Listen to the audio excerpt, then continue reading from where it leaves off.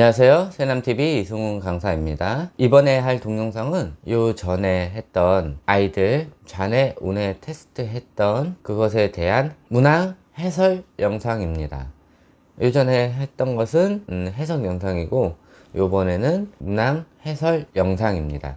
왜 이런 아이들이 좌뇌형 성격을 띠는지, 이런 아이들이 왜 우뇌형 성격을 띠는지, 왜 좌뇌 성격을 띈 아이들이 우리나라 현 조기 교육과 맞는지, 이거에 대해서 설명을 해 드리겠습니다. 그래서 이번에는 테스트 해설 그 부분을 진행을 하도록 하겠습니다. 첫 번째 문항, 어떤 것을 한 후에 주변을 치운다. 요거는 요 전에 제가 한번 강의한 적이 있어요.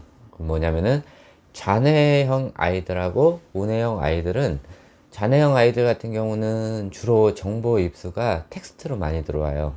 우뇌형 아이들은 정보 입수가 그래픽, 듣는 거, 이런 것들이 엄청나게 들어와요.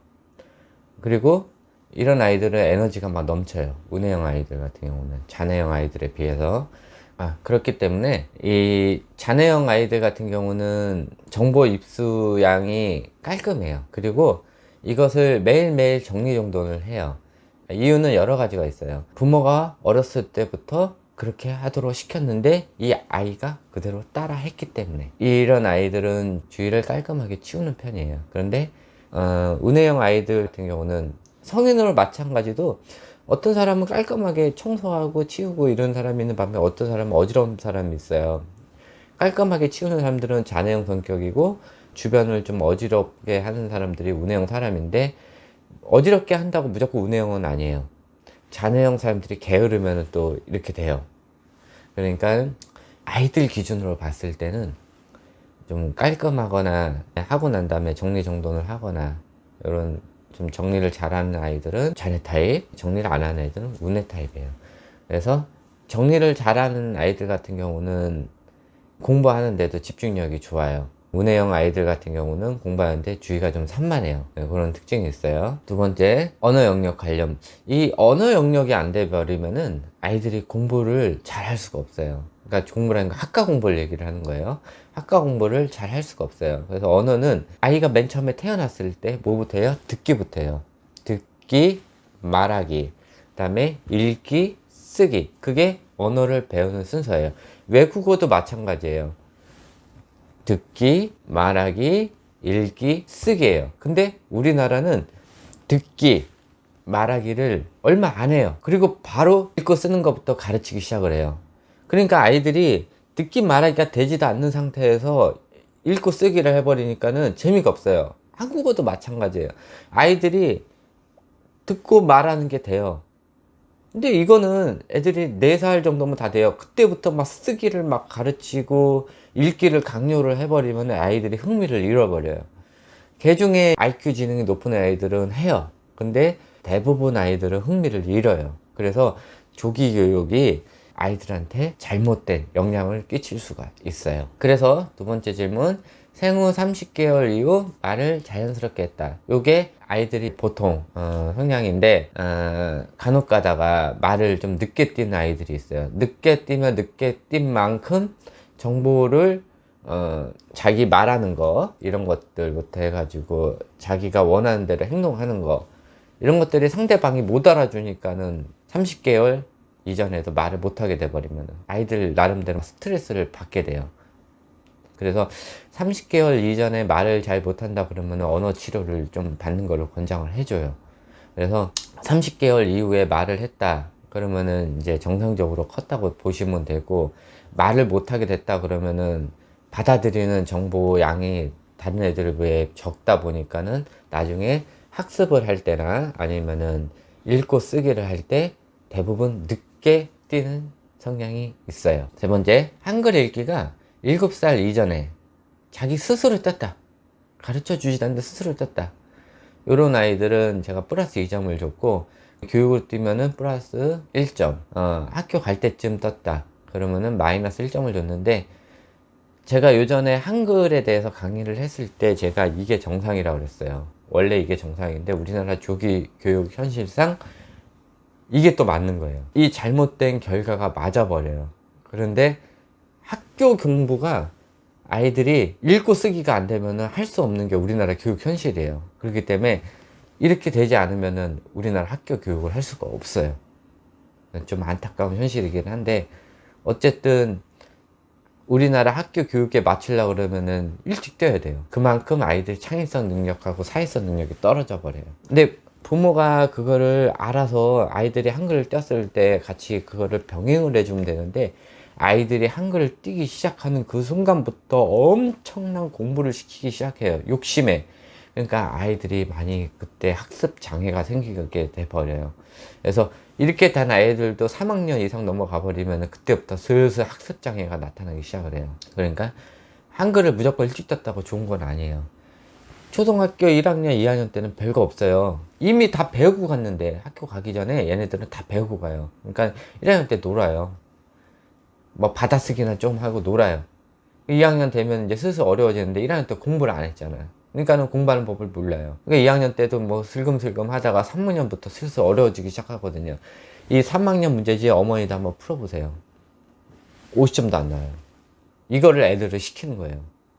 애들이 얼마나 스트레스 받겠어요. 누가 가르쳐 주는 사람도 없고. 그러니까는 이게 좋은 거라고지 나쁜 건지 잘 모르겠어요, 제가. 근데 저는 그리 권장하는 편은 아니에요. 그렇게 일찍 아이들을 한글 교육을 시켜서 나중에 뭘 시키려고. 초등학교 6학년 때 뭐 미분적분을 시킬 거예요? 그건 아니에요. 결국은 3학년 넘어서 다 똑같아져요. 그러니까는 이런 아이들 같은 경우는 아무것도 안 하면 또 안 돼요.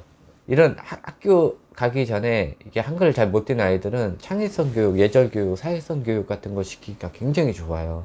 아이들이 한글을 못 읽기 때문에. 근데 우리나라 교육 현실상 이 아이들이 그나마 부모님이 원하는 대학을 갈 확률이 많아요. 그 다음에 아이가 말을 할 때 딱딱 끊어서 얘기하는 경우랑 장황하게 얘기하는 경우가 있어요. 딱딱 끊어서 얘기하는 거는 아이들이 읽기가 된 이후부터 이제 논리력이 향상이 돼요. 그러니까는 빨리 읽기가 된 아이들은 논리력이 향상이 되기 때문에 자뇌가 성장을 해요. 논리력이 성장한 만큼 창의성은 대부분 줄어들 확률이 많아요. 같이 병행을 하지 않으면은. 그러니까 논리력이 향상되는 거는 팩트를 중심으로 하거든요. 그러니까 아이들 창의성이 떨어질 수가 있어요.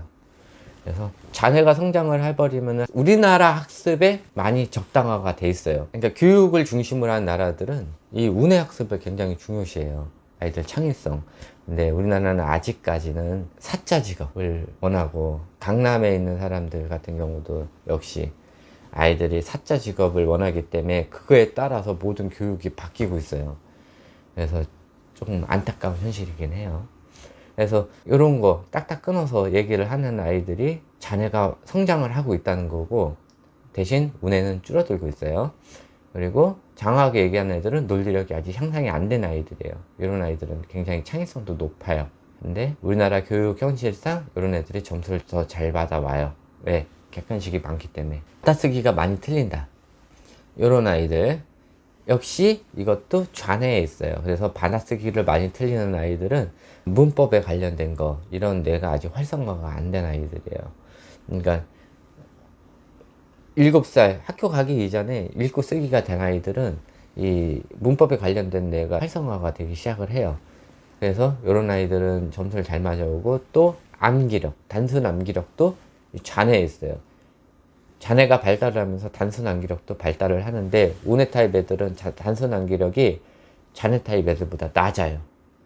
문법에 맞춰 쓴다는 것 자체도 암기거든요. 그러니까는 자네 타입 애들은 받아쓰기 점수를 잘 받아오고, 운해 타입 애들은 아직 문법에 관련된 거, 이런 것들 그냥 읽는 대로 쓰는 게 아직까지 그게 돼 있어요. 그렇기 때문에 그 받아쓰기 시험을 받으려도 이게 읽는 대로 많이 쓰게 돼 있어요. 그리고 우리나라 글씨가 소리 글자이기 때문에 원래 읽는 대로 쓰는 게 원래 정상이에요. 근데 그거를 문법에 맞춰서 뭐 니은, 히읗을 받침을 집어넣고 막 이런 것들은 굉장히 어려워해요. 운해 타입 애들이. 이게 굉장히 중요해요. 아이들이 한글을 읽은 후에 책 읽는 거를 좋아하는 아이들이 있고, 책 읽는 거를 싫어하는 아이들이 있어요. 책 읽는 걸 좋아하는 애들은 학과 공부, 그러니까 우리나라에서 하는 학과 공부를 좋아할 확률이 커요. 근데 책 읽는 거를 싫어하는 아이들은 글은 읽을 줄 알지만은 공부하는 걸 싫어하는 아이들이에요. 이런 아이들 대부분 보면은 다른 거에 관심이 많아요. 근데 부모님들은 책을 읽기 시작을 하면서부터 이제 공부에 관심이 많아요. 부모님들이. 그러니까 욕심에 강제로 시키게 되면은 이런 아이들 같은 경우는 학습 장애가 올 수도 있어요. 이런 아이들은 우리나라 학과 공부를 하는데 자연스럽게 유지를 할 수 있겠지만은 이런 아이들 같은 경우는 강제로 시키면은 나중에 학습 장애가 일어날 수 있어요. 요거는 학교에서 시험을 보면은 쉬운 문제나 뭐 숫자 등을 정확하게 보는 아이들, 그 다음에 잘못 읽어가지고 많이 틀려오는 아이들, 요런 아이들. 요거는 제가 이제 아이들 가르치면서 제가 알아낸 거예요. 요거는 글씨 판독기가 잔해에 있어요. 잔해형 아이들은 바로바로 그냥 정확하게 읽어요. 근데 운해 아이들은 운해를 걸쳤다가 이미지로 많이 읽어와요. 그래서 어떤 글씨가 잘못된 글씨를 보인다든지, 그리고 이 글씨 판독 기능이 잔해 아이들보다 많이 떨어져요. 그래서 뭐뭐인 것은 뭐뭐 아닌 것은, 그 다음에 수학 같은 경우도 숫자 막 소수점이 뭐 3.14를 31.4로 읽다든지, 그리고 많이 보던 거가 선입관이 생겨요. 그래서 문항에서 이제 애들 장난치느라고 31.4라고 문제를 냈는데 원주율은 3.14잖아요. 그러니까는 아이들이 31.4도 3.14라고 그냥 선입관으로 그냥 확 봐버리는 거예요. 그래서 그렇게 해서 계산을 했기 때문에 답이 틀려버리는 거예요. 이런 경우도 되게 많아요. 글씨 같은 거 앞뒤로 바뀌어서 보이고. 근데 이게 아이들만의 문제가 아니라 성인이 돼서도 마찬가지예요. 운해형 사람들은 글씨가 많이 어그러져 보여요. 잘못돼 보이고. 이거를 보시는 운해형 어머니나 운해형 아버지들은 그거를 느낄 수 있을 거예요. 아, 내가 잘못된 게 아니라 뇌 자체에서 아직까지 글씨 판독하는 거, 그리고 글씨를 읽을 때 글씨 자체보다는 이미지화해서 많이 읽게 되기 때문에 글씨가 막 잘 안 보이거나 아니면은 뭐 뒤틀려서 보이거나 이런 경우가 많아요. 수리 영역 부분인데 이것도 마찬가지. 아이들 뭐 수학 잘하려고 그러면 수리가 잘 돼야 되는데, 이 운해는 개념이에요. 잔해는 수학 같은 경우는 계산 기능이 잔해에 있어요. 그래서 합이 10이 넘는 덧셈 같은 거를 할 때 이 아이들이 잔해가 일찍 활성화가 돼 버리면은 이 숫자 계산을 잘해요.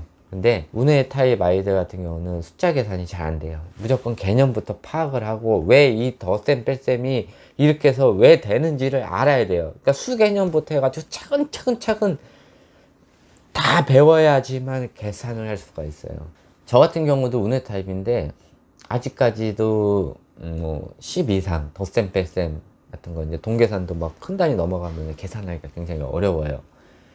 그래서 제일 어려워하는 나이대가 초등학교 5학년 넘어가면서 막 숫자가 엄청 커질 때, 그때 되면은 막 조 단위까지 막 배우기 시작을 한단 말이에요. 그때 되면 아이들이 그냥 숫자 보면은 막 환장을 해요.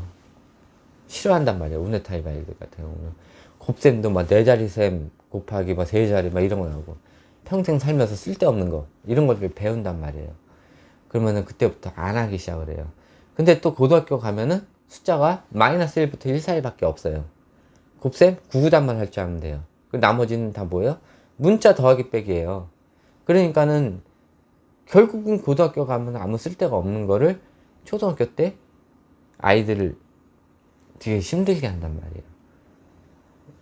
이것들이 어쨌든 빨리빨리 학교 가기 전에 됐다 이러면은 어쨌든 요런 아이들은 학교에서 버텨요. 근데 이게 안 되는 아이들 같은 경우는 결국은 4학년 넘어서부터 수학이 싫어져요. 그렇게 되는 거예요. 연속된 건데, 그래서 수계산 할 때 굉장히 어려워하는 애들, 요런 애들은 운해 타입이고, 수계산이 뭐 하면은 그냥 알려준 대로 그냥 바로바로 하는 아이들, 요런 아이들은 쉬워하는 애들, 요런 아이들은 잔해 타입 아이들, 학교에서 수학 공부하는데도 그리 어려움을 겪지 않는 아이들, 요런 아이들이에요. 이것도 중요한 부분이에요. 작업 진행. 규칙적으로 하려고 하고 노력하는 편이다. 이런 아이들 같은 경우는 학교 공부를 하는데 부담감이 없는 아이들이 그래요. 그리고 평소 생활 습관도 이제 자뇌형이 이제 완전히 된 아이들, 이런 아이들 같은 경우는 이제 좀 그날 할 거는 그날 하고 웬만하면 끝마치려고 하고, 다음 날 할 거, 그러니까 선생님이 이제 막 서치 같은 거 하면은 그날 할 거 그냥 해라 라고 이제 월, 화, 수, 목, 금, 토 이렇게 표시를 해준단 말이에요. 그날 할 거 딱딱딱 하는 아이들, 이런 아이들은 학과 공부하는데도 별 문제가 없어요. 그런데 안 하는 아이들이 있어요. 이런 아이들은 역시 오리지널 운해 타입 아이들이에요. 그래서 이런 아이들은 학과 공부는 싫어하고 오히려 다른 거에 좀 관심이 많은 아이들이에요. 이런 아이들 역시 억지로 학교 공부를 시키면은 학습 장애 일어나요. 그렇다고 학교 공부를 시키지 말라는 건 아니에요. 시키긴 시키되 자네 타입과 다른 타입으로 시켜야 돼요.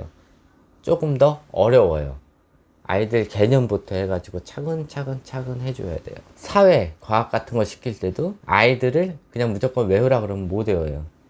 과학 같은 경우도 동물 그림이라도 보여주고 뭐 동영상을 보여주고 얘가 이런 아이다 하면서 외우라 그래야 외워요.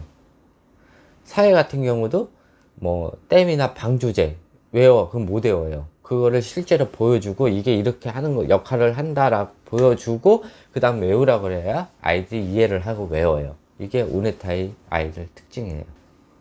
이 부분은 아이들 암기력 문제예요. 아이들에게 어제 했던 일 이렇게 물어보게 하면은 잘 기억하고 있는 아이들은 이제 암기력이 좋은 아이들이고 잘 기억을 못한 아이들은 암기력이 떨어지는 아이들이에요. 암기력 부분 역시 그 유전이에요, 유전. 어머님 유전인데 이게 아이들이 특히 운해 타입 아이들 같은 경우는 어렸을 때부터 부모랑 티격태격을 많이 했을 거란 말이에요. 엄마가 하라 그러면 안 하고 막 이러니까는 막 뭐라 그러니까는 아이들이 스트레스를 많이 받아요. 그렇기 때문에 가뜩이나 그 받은 그 지능을 올려야 될 그 나이에 스트레스 때문에 집중력과 이 암기력이 점점 떨어져요. 그래서 이 운해 아이들한테는 특별히 스트레스를 많이 주면 안 돼요.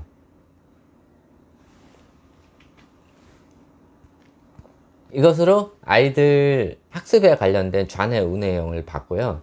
이 좌뇌 운해형 이 학습용 본 게 실질적인 좌뇌 운해 타입이라고 보시면 돼요.